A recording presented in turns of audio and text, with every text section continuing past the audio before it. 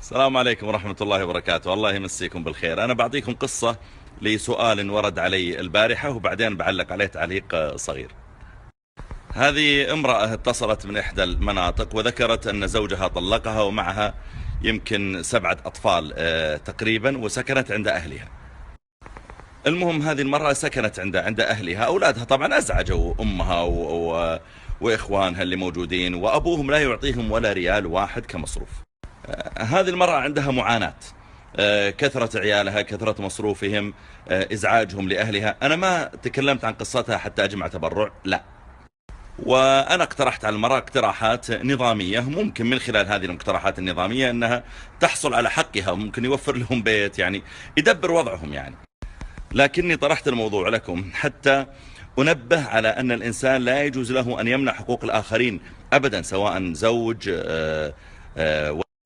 يعني النبي عليه الصلاة والسلام يقول: كفى بالمرء إثما أن يضيع من يعول. هذا مضيع عياله.